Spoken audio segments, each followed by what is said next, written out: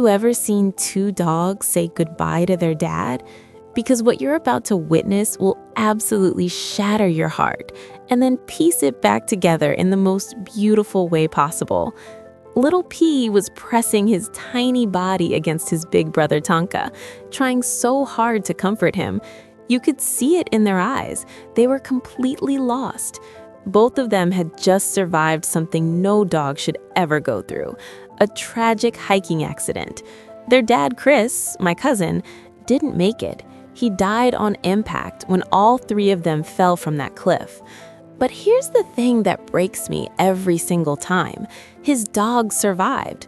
Tonka broke both front legs and couldn't even walk. And when they rushed him to the hospital, Little P did something that made every nurse in that room tear up. He jumped right onto the stretcher next to his brother. He kept looking around, his head spinning, like he was asking, "Where are you taking him?"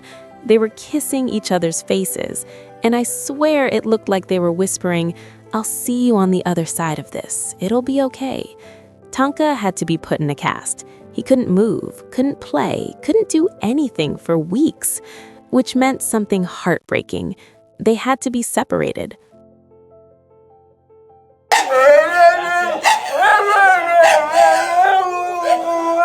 And honestly, if you're watching this and you haven't hit that subscribe button yet, I'm a little heartbroken too. These boys needed people like you to witness their journey, to be part of their healing. So do me a favor, subscribe right now, because stories like this, they need to be shared. Tonka went to an amazing foster home while my boyfriend and I took Little P. I'll never forget the look on Little P's face those first few days. He'd never been without Tonka, not once in his entire life. He'd wander around our house searching for his brother, and my heart would just sink. But I kept reminding myself, this is temporary. We're doing what's best for them. One day soon, they'll be together again. It was destroying Tonka too.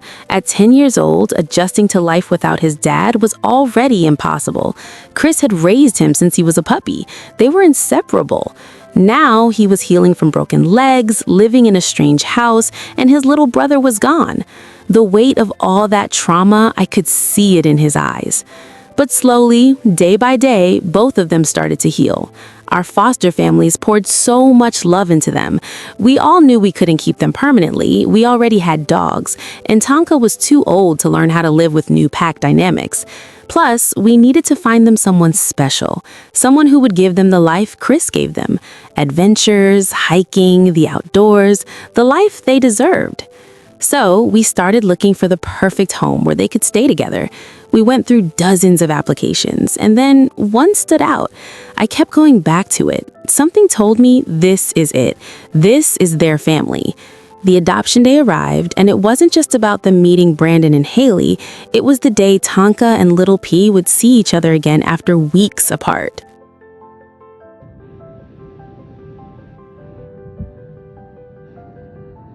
I was trying to get Little P in the car that morning, and the sprinkler turned on. That was his absolute favorite thing in the entire world. His mouth was literally wrapped around the sprinkler head, and I'm standing there going, "Hey, come on, we have to go." He did not care, but eventually we made it. When we pulled up and Tonka was getting out of the other car, the moment they spotted each other, time stopped. They froze for just a second, like they couldn't believe it.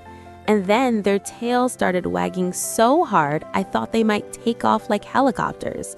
It was like they were never apart, like no time had passed at all. Our whole family was there. This wasn't just an adoption, it was a ceremony, a new beginning. And then, right there in front of everyone, the most magical thing happened.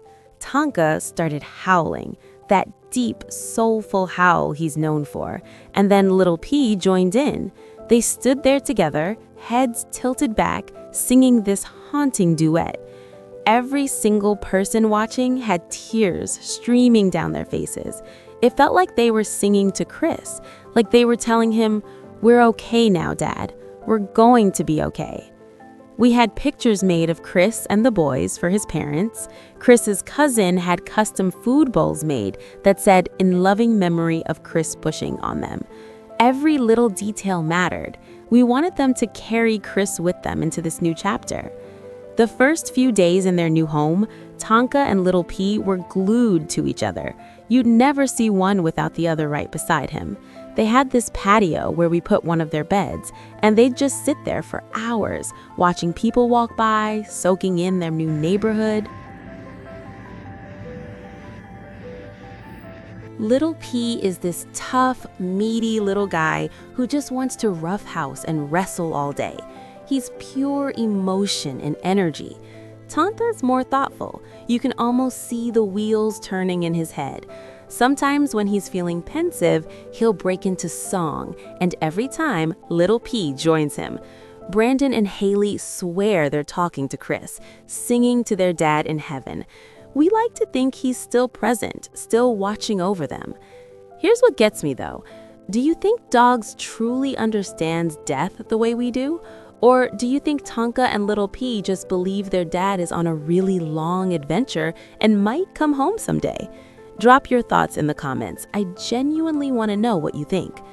After everything they've been through, Brandon and Haley are determined to give them the best rest of their lives. They take them on hikes, they spoil them, they come home every day to two dogs who are genuinely, completely happy. You can see it in the way they greet them, in the way their whole bodies wiggle with joy. Tonka still has moments where he gets quiet and stares off into the distance. Brandon says he can tell when Tonka's thinking about Chris, but then Little P will bounce over and headbutt him, and suddenly they're wrestling again. It's like Little P knows exactly when his big brother needs him.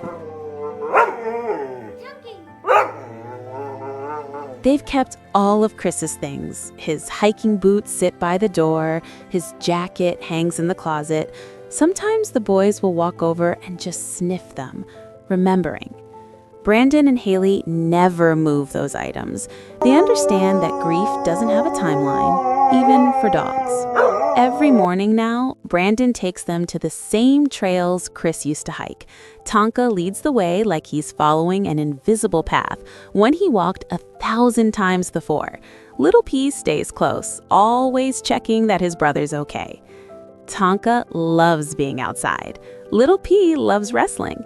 They both love each other, and they're finally, truly home.